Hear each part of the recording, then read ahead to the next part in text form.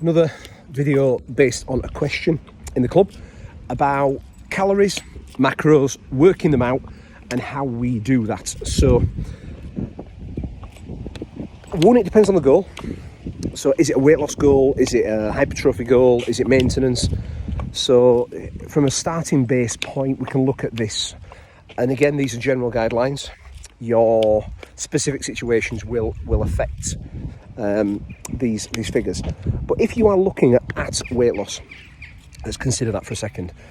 We want to look at your current body weight, and a good starting point for you is your body weight in pounds times 10 to 12.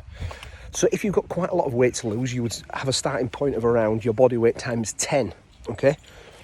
And these are all starting points that you tweak over time once you measure and manage them. So for somebody who's not got a lot of weight to lose, you might be looking at a 12 times body weight. And so that should be, that's a starting calorie point for you, for a lot of people. Now, we've got the other parts of the equation of the energy balance, which is our movement and exercise. So the more active you are, obviously you are going to expend more energy, and that affects the deficit. So when we talk about a deficit, I know it's been talked of to death, but let's just clarify what it is. We want to be net expending more than we are consuming.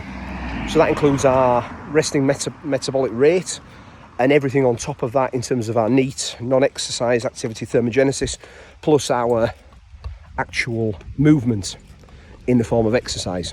So we want to be expending more than we are consuming. So once you know what you're consuming, you can then start using calculators to calculate your expenditure. And what we need to do, if you consider over a 7-day period, we need to be expending more calories than we are taking in. So let's just say, for example, we work out that a certain person is expending with all metabolic factors and exercise. Say they, for round number's sake, they're expending 2,000 calories a day, okay, overall. Now, we would be looking at ideally a starting point of around a 500 calorie per day deficit. So you would want to be consuming no more than 1,500 calories over a 7-day period. So if we add that up, you are looking at about, 10,500 calories consumed over a week.